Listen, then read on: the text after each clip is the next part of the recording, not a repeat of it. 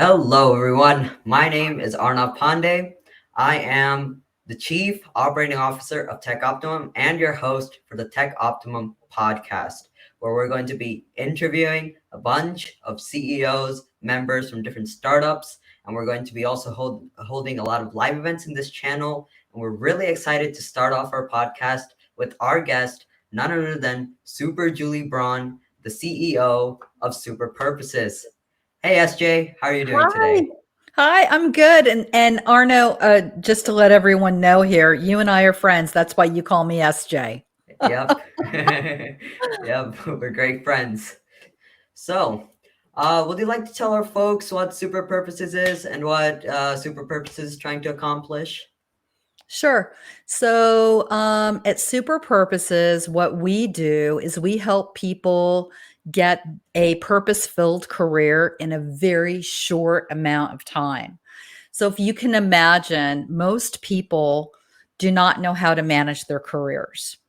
They might be coming from college and they might, you know, graduate and say, oh my gosh, I'm going to have to take this entry level job. And usually people will kind of bump around for a while. Sometimes they will bump around for years that they're just kind of, they're not really sure how do they interview, how do they negotiate, how do they get the job that they're going to love, working for the company that they want to work for, working with the people who are going to honor them. And because we're experts in this area, we help people in just a matter of 12 weeks to go from, oh my gosh, I don't know where to start, to having that job, working with the people that love them, in the kind of environment, in the kind of company that they desire to work for. Yeah. Wow.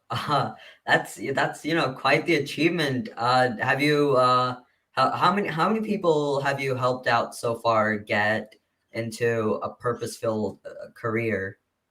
Last count was around 16,000.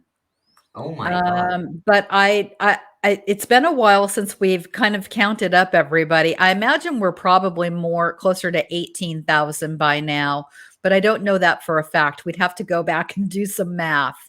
But we've helped a lot of people. We've also helped a lot of businesses too. We've helped over 500 companies grow by helping them build internship programs and intern teams. So we know exactly what employers are looking for. So we've really kind of worked with both sides of the equation. We understand this kind of matchmaking process. And because of that, I think we're probably really knowledgeable. I mean, I know we're really knowledgeable when it comes to career and helping people, kind of bridge the gap from internship to a career. Yeah. Oh my God, that's crazy. 16, 18,000 people. Yeah, Oh my I know. God. It's impressive numbers. I know even when I say it, sometimes I'm like, really, is that us? But it's us. Yeah. Oh my God, that's crazy. You know what? I'm curious now. I'm very curious. You know, what inspired you to make Purposes? Was there a moment or was there someone who inspired you? Was there something that happened where you were like, I'm going to make Super Purposes or something related to that? I think I don't know if there was necessarily a moment, but there were many, many moments. So when we first started out, we developed a company called superinterns.com. That was about 15, 16 years ago.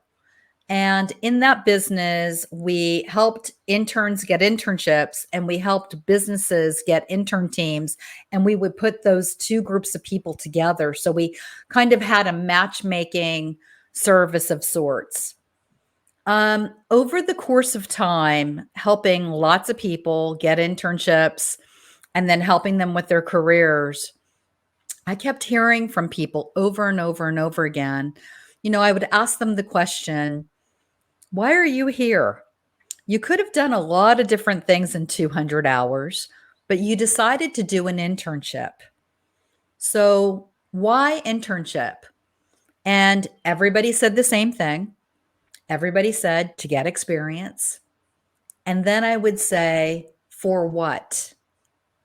And they would always say, to get a job, a good job, a happy job. They would always describe maybe kind of the place where they wanted to work.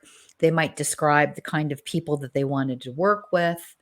And I realized over the course of many years that we were only really helping people at the beginning of that career, and that with super purposes, we were going to focus on the entirety of their career. So when we pivoted from superinterns.com to super purposes, it was almost, it's going to be 4 years in December. We're still a startup. We're still kind of a small, scrappy company. We're still kind of doing everything on the edge. We're not making a ton of money yet, but that's Mhm. okay. That's okay. And along this way, we are really helping people in a much more significant way. We still help companies build their intern teams. So that's another part of our business. But it was the moments were the people who I got to meet and who kept telling me really what they wanted in their lives. Oh, that's great. You know, the big problem with people doing internships nowadays, they don't really do it for their interests. A lot of them, especially high schoolers, they and it was a phase where I went through as well. It was where people they just spam apply, right, on places like LinkedIn and such. And they were only doing internships for the sake of putting it on their resume, for the sake of showing, yeah, I'm doing internships, I'm really cool. I'm gonna for the sake of colleges. And the main problem I've seen is that those people still end up getting rejected from their college, because the problem is they're doing the internships to try to show the colleges that they can do stuff, but they don't link it to their interest. Yeah. And that's the big problem. And I feel like super purposes, if super purposes can make people get into internships that are based on their interests and not for the sake of trying to look good on their resume, Mhm. that I feel like that's a really big accomplishment. And 16 to 18,000 people being able to do that, I feel like that's that you I mean, if you say that's a startup, I mean that's a big accomplishment. It is a big accomplishment, but I think that the piece that might be missing from all of this is, internships are just one piece of a career. It's all the other stuff that makes a career, because I'm sure you probably understand this. People have a problem when they don't have enough experience. So what they're doing is they're in this vortex. And the vortex is, I can't get a job because I don't have experience. And I can't get experience because I don't have a job. And so it's this vortex that they just can't get out of. And the way out of that situation is internships. And to your point, you need to care about your internship. You got to love what you're doing. You've got to make the connection, as you put it so eloquently. You've got to make the connection between, I'm going to school for, I don't know, computer science. So therefore, I'm going to have an internship that has a computer science component to it. Without that, what's the point? Um, and the other thing that you're bringing up for me right now that's bubbling up is, I think a lot of young people, not just young people, every age, um, we live in this mythical world of education. The truth is that most education does not matter when you're working. Most people don't care what school you went to. They will never ask you what you majored in. They just care about your experience. And so Education is important. We all know that. I think most people would agree to have an education is a wonderful thing. But really, the experience is more powerful. And I'm going to demonstrate it to you right now. Are you ready? Mm-hmm. Okay. You are on a deserted island. Mm-hmm. You have appendicitis, right? Your appendix needs to come out. Mm-hmm. 3 people get flown in on a helicopter to do the surgery. Mm-hmm. The first person has read every book on appendicitis and they've Mm-hmm. watched every tutorial on the surgery. Are you Mm-hmm. going to hire that person? They've never actually performed a surgery, but they've read every book and they've taken every tutorial. They've watched every tutorial. Are you going to hire them? No, no, I don't. I No. don't. I don't trust them. No, No. No. no. Okay. Mm-mm. The No. second person has never read a book. They Mm-hmm. have never watched a tutorial, but they have successfully performed 100 surgeries. Are you going to hire them? They've done 100 successful surgeries, Yeah, but they haven't done it. They haven't every done it one of on their patients is walking appendicitis. the earth. Every single one of them were appendicitis. They did 100 surgeries. Every one of their patients is walking on the planet. You Hmm. going to hire them? Let's hear the third person, and then I'll decide. Okay. You just showed me how smart you are. 'Cause you wanna know all 3 people, right? The third Exactly. person has both education and experience. You gonna hire them? Yeah. And that's what every employer thinks. Mm-hmm. But I could see how you were kind of thinking, "Maybe I would hire the second person Mm-hmm. because they have a great track record." And that demonstrates that education is actually lower than experience when it comes to an employer. You just demonstrated it. Thank you Yeah. for taking my quiz. You passed. Yay, I passed. That's perfect. That is perfect. No, so when you asked about the second person, and at that moment, I was thinking, did you accidentally say, were you trying to say 2 people instead of 3 people? I was thinking about that at first, and then Yeah. I was like, just to double check, let's talk. Let's see the third person as Yeah. well. Yep. And yeah, because I feel like the main thing you should do is first see who you're actually taking in first. All of the people, their backgrounds, everything. You should always take the person that's the most you believe has the biggest potential of doing Yeah. the job. Yep. And I feel like, again, going back to super purposes and the demonstration you just did, I feel like that will allow people to understand that this is how the industry works. This is how you're going to get a job. Yeah. Um, and this is the process and everything. And I feel like, that's really cool. Yeah. And I I yeah, I I think for people who are told, "Go to school, go to school, go to school," and that's the most important thing, I think that that's a myth. I think school is a component of a successful life, but it is not right for everybody because not everyone should go to school. And I think when it comes to getting a job, people care more about your experience than they care about your education. Now, there's a couple of areas where that's not true. Obviously, if you're going to go to a doctor, you probably, you want to make sure that your doctor has taken all their certified medical board exams. If you're going to hire an attorney, you want to make sure that they have passed the bar. But those are the few jobs that really you have to have an education. For many other things, you don't have to have a traditional college education. You can be self-taught. You can be like Bill Gates. He never went to school, or he went to school, but then he dropped out. really. Yeah, Bill Gates, he went to college and then he dropped out. Oh, A lot of very, very successful entrepreneurs um, didn't pursue their education like the way everyone is told that they're supposed to. So I think, what we do is we don't focus so much on people's education. We focus more on what can they do? How are they going to Mm, perform within a job? Yeah. exactly.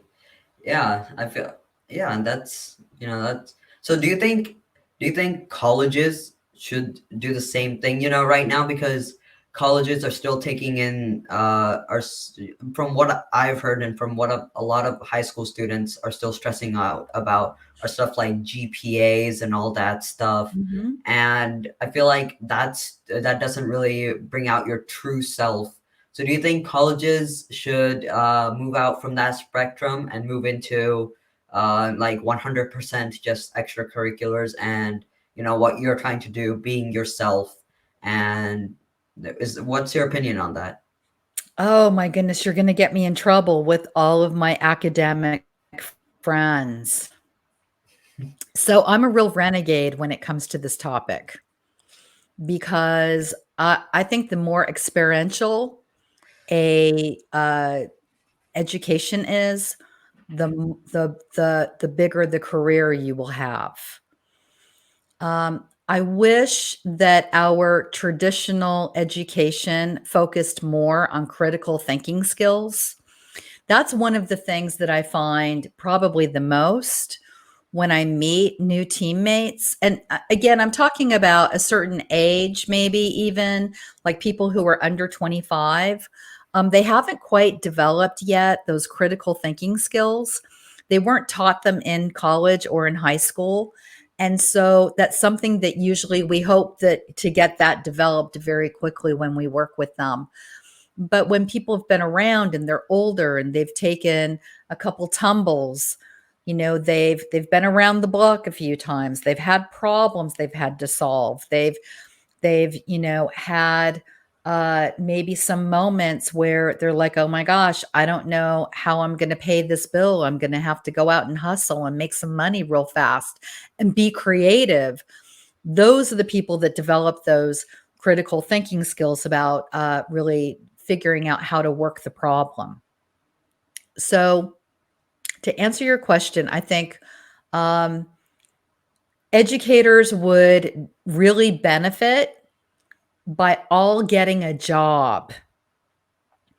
Educators, very often, the people who are teaching, and this isn't for every school, but very often people who are in academia, they've been teaching for a long time, so they don't know what it's like to have to interview and go and perform in a job environment.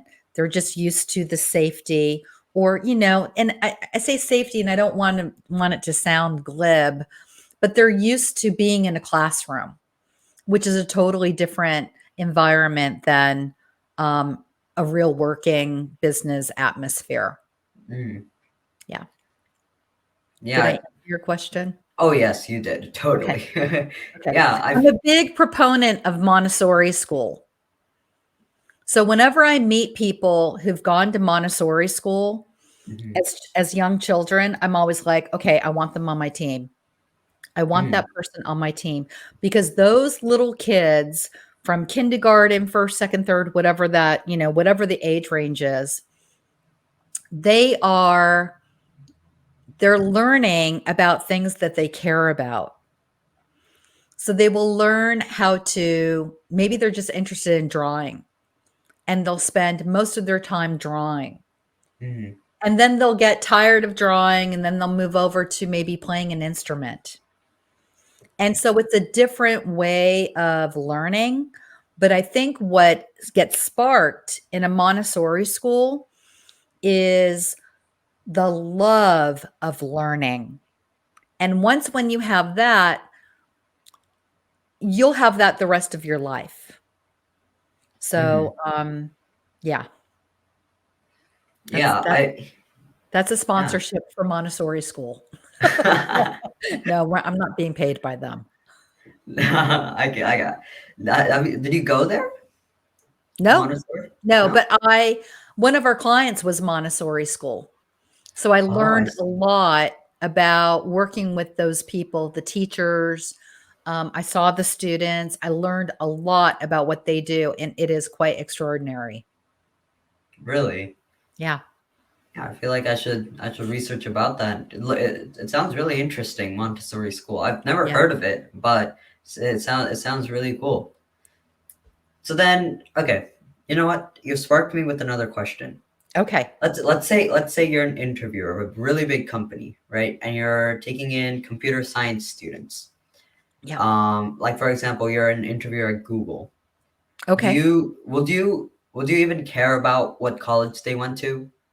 Like for example, if you had two students, one was from, let's say, a community college and another one was from Stanford, for example, would you care about at all what college they went to? It's an interesting question you've asked because I do think that Google, I think a lot of, your Fortune 50 companies will care about the school that you went to. But I'll tell you what's more important. Okay, you ready for this? What's more important? So, first of all, you're going to have a lot of technical tests you're going to have to take. That'll be one component of getting the job. So, from the technical standpoint, you're going to have to pass all those tests. If you've been going to school, if you've been certified in certain things, you'll practice testing before you go and you do your test at Google or Amazon or Microsoft or any of those kind of companies. Let's just say that you pass everything with flying colors. Now, here's the thing that really will make the difference of whether they're going to hire you or not. It's not going to be so much what school you went to, but how you answer a question.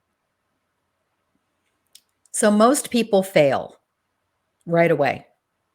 Hmm. Most people make the wrong, they all make the same mistakes. And I'll tell you the number one mistake that people make in interviews, they don't create a dialogue. So imagine that here's the recruiter, and the recruiter asks you a question, and you answer, and then you wait for the next question. And then the interviewer asks you the next question, and you answer, and you wait. And then the interviewer asks you another question, and you answer, and you wait. And you can see that you're no longer having this back and forth dialogue.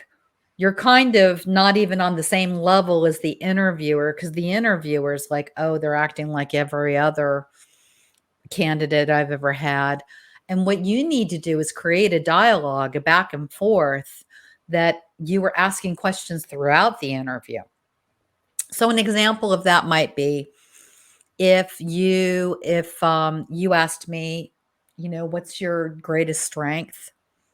I would tell you my greatest strength. I would give you the situation. I would tell you maybe because I'm starting to tell a story. So I would tell you about the situation. We call it the START method. So situation, task is next.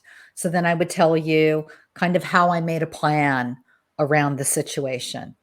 Action is next. So then I'm going to tell you about the action that I would take in my strength. Then I'm going to give you the result. That's the R for start. And the T, which most people don't know about the last T, is the throwback question. So the throwback question is, what strength do you really care about for this position? So now I've asked the question, and now the interviewer is going to tell me what strength they're looking for. If I didn't get the strength right, if I didn't say what they wanted, now I'm going to say, oh, well, that's my second strength. Yeah. Hmm. I see. So Yeah. you want to get the answers from the interviewer. That's right. You want to find out what do they want. So I'll give you another example. We were working with a vice president of General GE, General Electric. They are a huge conglomerate. She was making well over a $500,000 a year. She worked in sales. She sold software for hospitals. That's one of the divisions that they own is, software and technology for healthcare. And she went to an interview. The interviewer asked her a bunch of questions. One of the questions was, what kind of software would you recommend for us to purchase? And she just started rattling off all these names of different software. And she said, I felt like such an idiot. What should I have done? And I said, you should have said, why? What is your problem? And she's like, oh. I go, yeah. You want to find out what their problem is. And then you're going to show them how fast you are at solving it. That's going to be the person who's going to get hired. It was just one question, right?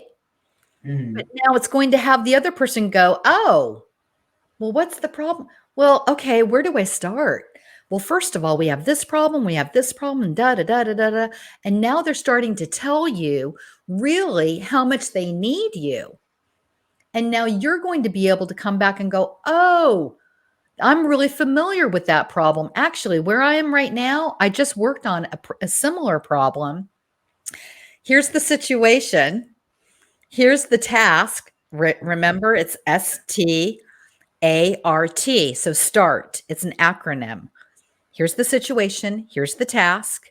Here's the action that I took. Here's the results that I got. And here's my next throwback question. You always have a throwback question.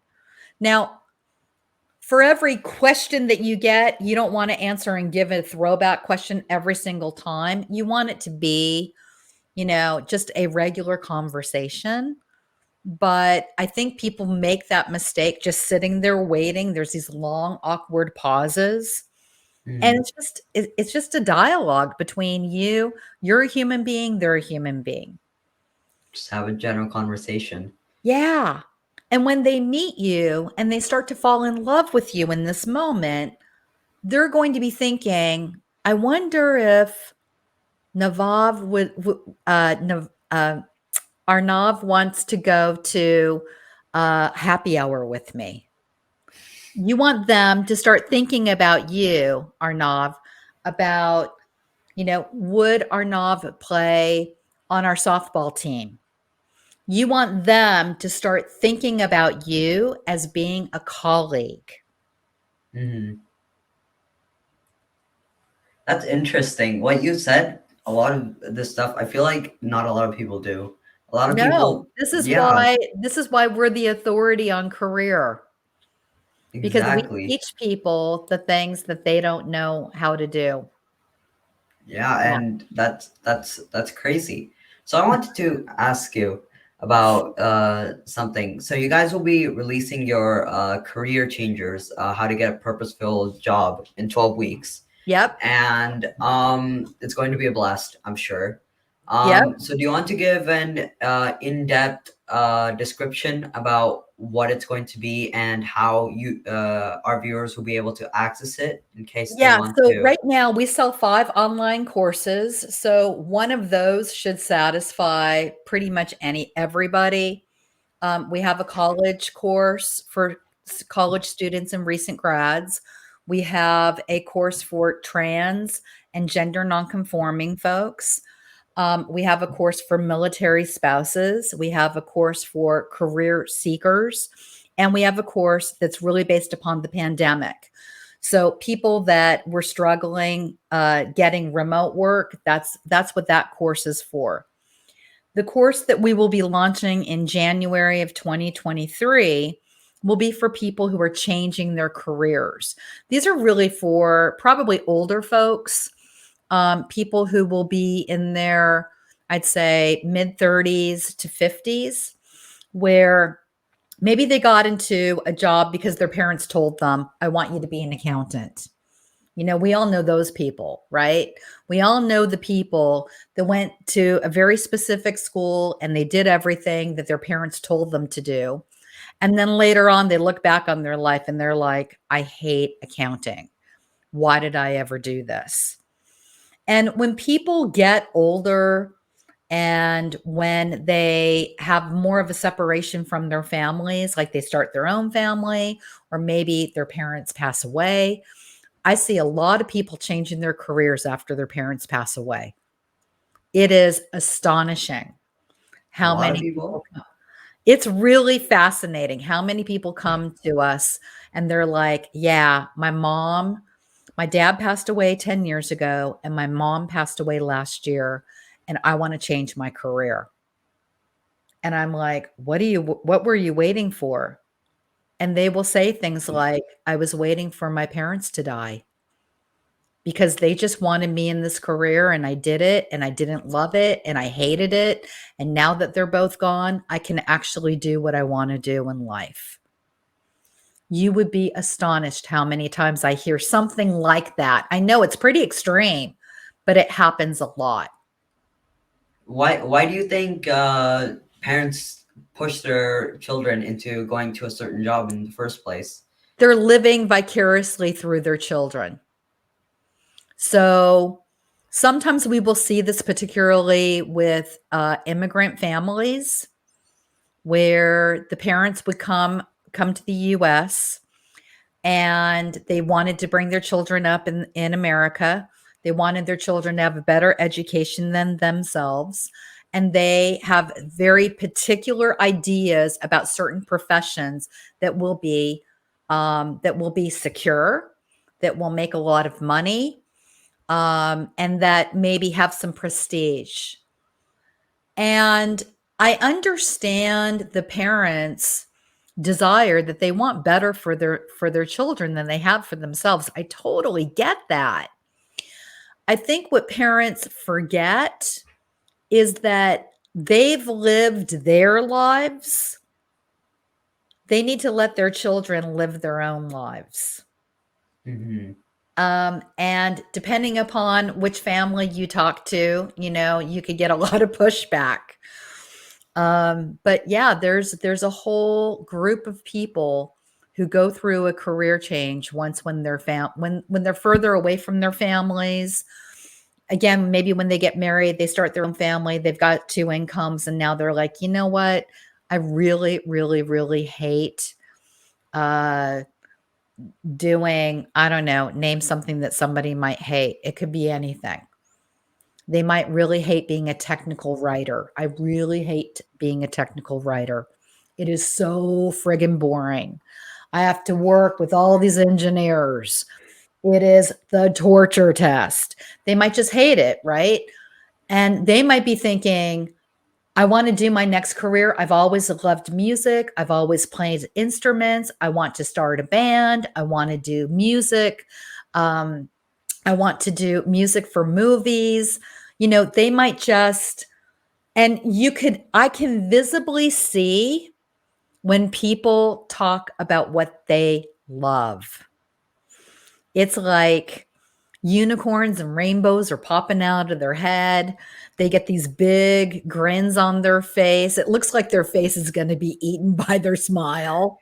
It's Exactly. really amazing when you see people who love what they do. It is a different energy, excitement. Um, yeah, and I think everyone deserves to liberate themselves, to have freedom over and determining what they want for their own lives. I think that is a key component to being a happy human being. Yeah, I feel like that's a really big component. Being able to do what you want to do, being able to follow your interests and everything, because Yes. you only live once, and you want to make that the best possible life you want. Yeah, Yeah. you know what's coming up for me right now when you say that? I mean, when you love what you do, through the good, through the bad times, it all still feels wonderful, because your heart's in it. But if you're miserable every day, if you're hitting the snooze button 15 times because you don't want to go to work, if you're dragging your knuckles into the office, that is not a good existence for us. We are built for so many more magical things. Yeah, Yeah. that's really unhealthy. Yeah, it For really it is. is. Mhm. Yeah. Yeah. You know, let's move away from the spectrum of super purposes. Yeah, let's Let's do it. move to the spectrum of you. Okay. I So love to I just talk have a about couple me. of yes. Let's talk about you. Okay. So I have a very interesting question for you, Okay. and it's a question I like answering, and a lot of people are like, "What type of question is this?" But I feel like I'm going to get a really great answer from you. So the question is, tell me an insult that you've received that you're proud of, Oh, that I you've love this received it, question. and you're like, you know what? I am that. I am that, and I'm proud of it. Yeah. Tell me. Tell me. Um, the one that's coming to mind for me right now was said by a former boss, and he said he talked about my tenacity. It was a backhanded compliment. He said, "You're worse than a bulldog. The only time that you loosen your bite is to get a better grip." And that made me laugh so hard, but I loved it. And then later on, when I got a little bit smarter, I didn't like it as much as I originally did, because I think being tenacious is a great trait, but sometimes you can be so tenacious that you're not opening yourself up to change something. Hmm. So, but yeah, that always made me laugh. The only time you loosen your bite is to get a better grip. Yeah. If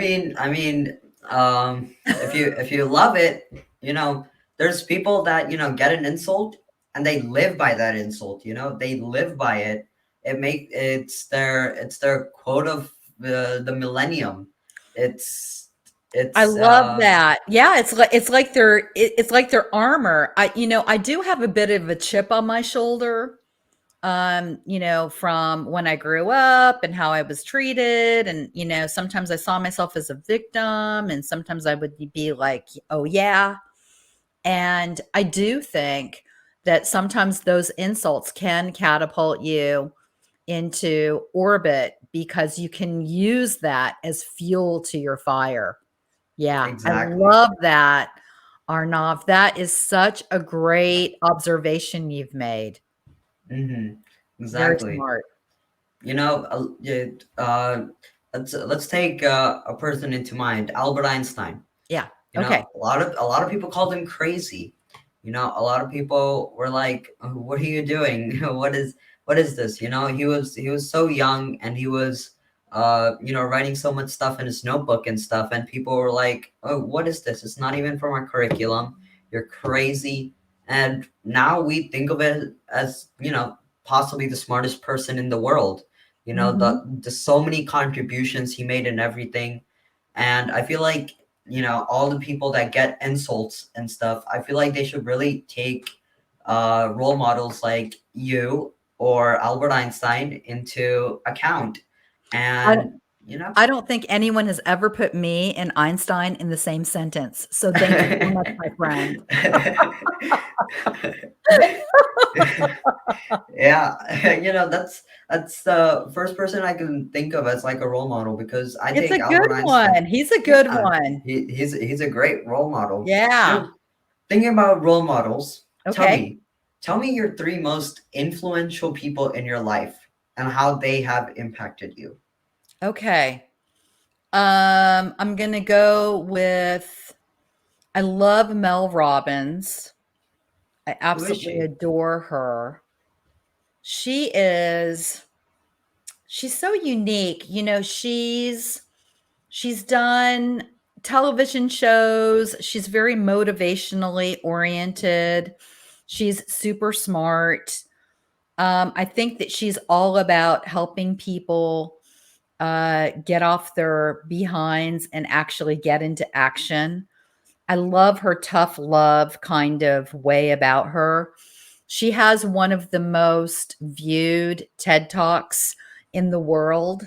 I think it's something like How to Stop Screwing Yourself is her Mm, TED Talk. So I love that tough love, because I think that's what I need sometimes to really like get an idea. I kind of need somebody to be a little sassy with me. So I exactly. really love her. She's been inspirational. I love uh, Mitra Saguta. He is a educator, and he's also done a TED Talk, which is really amazing, about the school and the cloud. Mm, What he did was he built a computer in all of these little kiosks in tiny little villages in the middle of nowhere. So like in a tiny little village in India, in a tiny little village in Nepal. mhm, And he just let children of all different ages would go and they would start playing with the computer. And what he discovered in this experiment was that it didn't matter what school you went to or what kind of formal education you had. What he discovered is if you give access to people, they will become incredibly smart. And he also challenges the thought about when knowing becomes obsolete. We're kind of in this age now where we don't need to really know anything. mhm. I mean, the truth is, if I need to know anything, I just go to Google. Sometimes I'll go to TikTok and I'll say, "How do I do this?" And I'll find out, and then I don't really need to know it. And anyway, so he is very inspirational to me. And who's the third person? Okay, I'm going to go back a little ways. I'm going to go to Mother Jones. Mother Jones. She was one of the first American socialists. She she was a total renegade. She was this little old lady with gray hair, and she would fight for the workers' rights. She Mhm. was a unionizer. She was a equality for all kind of person. And there's a magazine called Mother Jones. So if you were to, Google, look for Mother Jones, you would learn about the magazine probably than you would learn about Mother Jones. But she was way, way, way ahead of her time. And Really. yeah, and being a woman in her position was a rarity. You might see a Mhm. man in that kind of position, but never a woman. But she made some significant strides in her life, and I love that renegade kind of fight for the people attitude. So I will say Mother Jones. Yeah. Those three are great people. Yeah, I've never heard of them, but Okay. yeah, I've never heard of them, but Okay. I feel So I Mel Robbins, Mel Robbins. Mitra Sugata, Mhm. and Mother Jones. Mother Jones. Yeah. That's interesting. I feel like the things that they've done, I feel like it should be people that I've heard of. It's Well, you'll are hear of they them now. uh You'll hear of them why? now. Yeah, Really? because I always feel like once when I hear about somebody, then within the next 24 hours, I'm going to hear about that person again. Like it's Really? like if somebody said, an orange VW Beetle. an Hmm. orange VW bug driving on the street. Then all of a sudden, in the next week, you're going to see an orange VW Beetle because you hear it, you're starting to process it, and now you're going to start looking for it. So yeah, those Exactly. three people you're going to start hearing about now. Yeah, Okay, and I'm Mel Robbins excited. has a really good TikTok. She has a really good TikTok channel if you ever watch TikTok, so you can get a good dose of her. Yeah, that's interesting. You know what was really really interesting. You said you go on TikTok for how-to tutorials and stuff. Yeah, I have never heard of that. You know, because most of the people that I'm around, when they yeah, need a how-to tutorial, they go on stuff like YouTube yeah. and stuff, right? Yeah, I And like YouTube too, but, yeah, for me, TikTok, like, sometimes I'm like, I just use it because I'm like a kid, so, I like TikTok because it's entertaining, and I'll be working on something, and I'll be like, "How do I best brown onions?" And I'll just type in "browning onions," and then I'll get the quick little 30-second or 1-minute tutorial on how to brown onions. Yeah. really, brown onions. Yeah, I if I'm cooking something or whatever. Oh yeah, yeah, yeah, Yeah, yeah. That yeah. makes sense. That makes sense. Yeah, So we're caramelizing onions, that's what I should have said, not browning onions. Yeah, okay. okay, So we've talked about influential people. okay. We've talked about browning onions in Yes. TikTok. So yeah, I'm curious now. Have you ever thought of an occupation or something that you would, like to try out other than the occupation that you're doing right now? I think I would do something in the arts. Hmm. I think I would do some sort of I love making movies. So, we have made a docuseries at Super Purposes. We're up to episode 10 right now of this docuseries where we followed 5 people across, North America on their career journey. And these 5 people are very, very diverse from each other. One guy is a veteran, um, Marine he was in the Marine Corps. He was boots on the ground, he did combat. Another person was formerly incarcerated, so they were on parole and they're trying to get their lives back together. Another person, was still living with her parents. She was out of college and she was trying to figure out, like, "What am I gonna do with the rest of my life?" And each one of these people, these 5 people, as we follow them, I really enjoyed the making the docuseries process. I've learned so much from doing that. No one ever told me that I could make a docuseries. I just kinda did it. Hmm. And I didn't do it by myself though, our team, amazing team of people, editors, lots of creative people, writers, producers, lots of creative people helped us put it together. We've got 2 more episodes to go. Um, but I think in this process, I've fallen in love with making movies. So I think that's Really? what I would wanna do. Yeah, I think I would wanna tell stories. I love documentaries. I Oh love yeah. that. Yeah, I'm very attracted. So I think that's what I would choose. I'd rather be behind the camera instead of in front of the camera.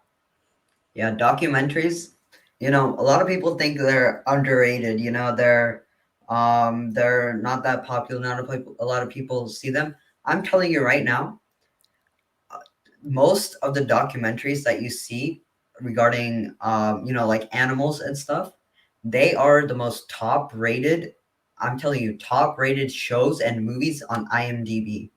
They're compared to other movies. Like Yeah. people think a lot of movies are probably going to be like the top rated, right? No, Yeah. they're wrong. It's documentaries that are the Do most you rated. have do you have a few that you really enjoy? Let's see. There's one. It was Planet Earth. That was Okay, one yeah. that was one we watched a lot. It was originally just to because they have a lot of good like scenes We got Yes. a TV a few years ago. It was like a 4K TV. So we pulled up Planet Earth just to try out the whole 4K type of spectrum. Oh, But it cool. was so nice that we just got stuck into the documentary, you know, and the voice of I'm telling you, David Attenborough, I'm telling you, best. I The love his voice. best. The The best. best. Yeah. You are His showing what a wise old soul you are right now. Yeah, that is very sophisticated, David Attenborough. I Yeah, love his voice. I'm telling me you, too. he is built for talking. He is. His You have very good taste, my friend. you know, and I'm not the only one. There's millions of other people out That there is that have the true. same taste. We all have good Exactly. taste then. They all have good taste. And let's see. It's a lot of nature documentaries that Yeah, I really like. There was one from Obama as well that I started watching not too long ago. Most of these are on Netflix, yeah. and I love Crip Camp. ooh, That was I've done by the Obamas. oh really? Yeah, Crip Camp. Yeah. Really? That And sounds it's about the, how this summer camp for cripples, that was the word that they used back in those days, but people with disabilities, almost every person from this one summer camp became a major protester and influencer of the American Disabilities Act. It is a fascinating documentary. It is just excellent. So I where can can highly we find recommend, and this? that's on Netflix. Oh, it's on Netflix? Yeah, Oh yeah, I'll Crip check it out. Camp. Crip Camp. Yeah. Yep. Yeah, that's you know, Obama's done a lot of, you know, different documentaries. It's Yeah. interesting. Yeah, he's you know, he's done a lot of great things during his presidency, of course. He's done a lot of great things out of his presidency. Yeah. So, you know, he's a chill guy. I love his personality. Me too. And I love Michelle. Exactly. Can't go Oh wrong yeah. with the Obamas. I wanna be invited over to their house. I'm sure you will. If Super Purposes keeps doing the thing they're doing, you'll one day be invited to their house. Thank you. All right. Yes, yes. So let's go back to Super Purposes. You know, this is another question I Okay. wanted to ask. Super All right. Purposes has accomplished a lot, right? But I want to ask you, has Super Purposes ever accomplished something that you didn't expect Super Purposes to accomplish this early? I think the docuseries is one thing, but we're not done with it yet, so we'll probably have it completed by September of this year. I think, it's kind of every week we do something, and if I kinda stand back from it, I'm like, "Whoa, that's pretty awesome." Um, but I think it's because we have an amazing team of people, Hmm. um, yourself included. I know that you're always helping us as well, so Thank I you. appreciate that. So we have amazing people. I think we have some really fantastic creative projects that we get to work on that are really, really fun and funny. And the probably the most recent thing that's coming to mind right now is on our website, we have this opening video, and it kind of tells a little bit of the story of what of people in their job search, like where most people are like, oh my gosh, why am I filling out 5,000 online applications and no one's hiring me, right? So we Exactly. go from that to people that actually love what they do, they get the job that they've always wanted, they can pay their bills. So we tell this story, and the way we tell our stories is pretty entertaining. Yeah. So I think that's probably like the most updated thing right now that's happened that I just really Hmm. love, and that's on our website. Yeah. Regarding the opening, video over there. When I was working on your guys' website, the video was being looped, right? Yeah. I'm telling you, I probably watched through that video through 5 or 6 loops. I was I was just mesmerized as to, the filmmaking that was happening in that, like the way that they linked everything together was Yeah. was a really It's great, it was a really good. great, yeah, It's for really good. sure. We're submitting for some awards this year. I'm sure we're going to win some awards. Hmm. I already know we have a couple of websites that want to tell our story as Hmm. being some of the most innovative marketing tactics used for 2023. So that'll be interesting when we get those articles to run. But yeah, I'm pretty proud of what we created because we used our team. We're all the actors and actresses. Hmm. Everything that we shot was shot remotely. So we didn't Really. send out a crew. Like everybody held up their own cameras, right? And and Hmm. and shot their own footage. And we had to instruct them on how to do that and all Hmm. of that. So yeah, I'm pretty proud of what we've created. And lots of people are like, "How did you do that?" It's really, you know, I'm very flattered though. Whenever I hear that, I'm like, "Yeah, I like it too." It's crazy. It's crazy. Yeah. The fact that you have to, answer them by saying it wasn't just me. It was a lot of other people as well that were behind it. I And, I yeah. feel like teamwork is really the main aspect behind everything, you know? I 100% agree with you. The thing is, when people start out in business, sometimes they will try to do everything by themselves, and that's like a rookie mistake. Hmm. Collaboration is the way to win every time. I could not build this by myself. There's absolutely no way. We have a team of something like 137 people right now.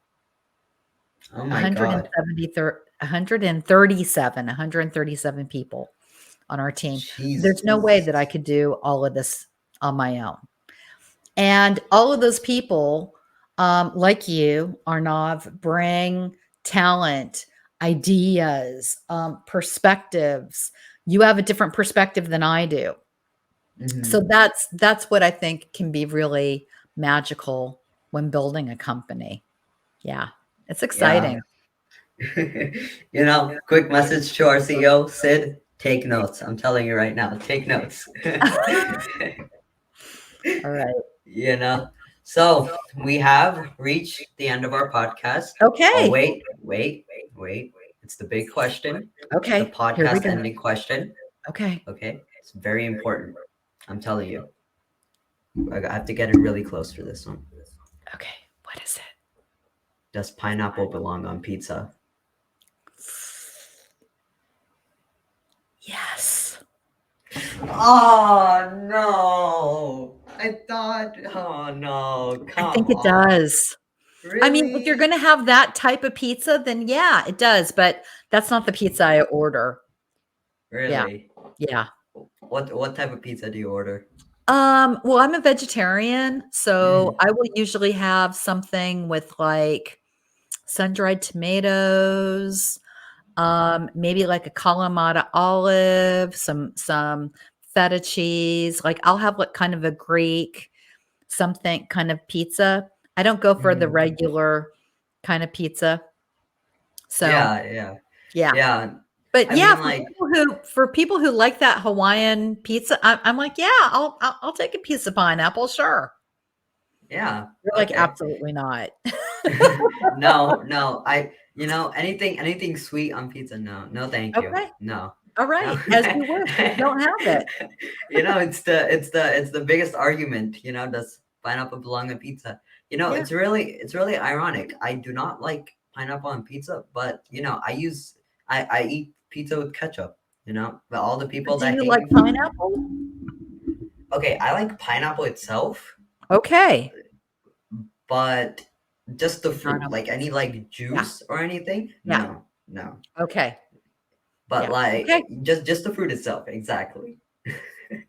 All right. This is probably way too much time on pineapple. Yeah, it's way too much time, you know? Yeah, but that's going to be our iconic question for the end of the Okay. I like it. podcast.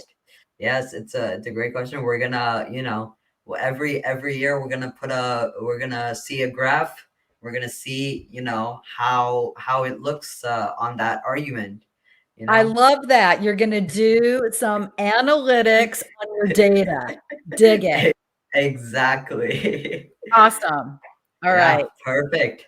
Okay, then. So we have come to the end of our first episode of the Tech Optimum podcast. SJ, thank you so much for coming Thank here. you. Yes, I feel like, we've learned a lot. We've We've done our learned, job today. yes, exactly. Hopefully our viewers will learn a lot and, use the life hacks that you've given us today. Yeah. Okay, thank you so much, Thank SJ. you. Have a super Okay, day. you too. Have an optimum day. That's our way of saying have a great day.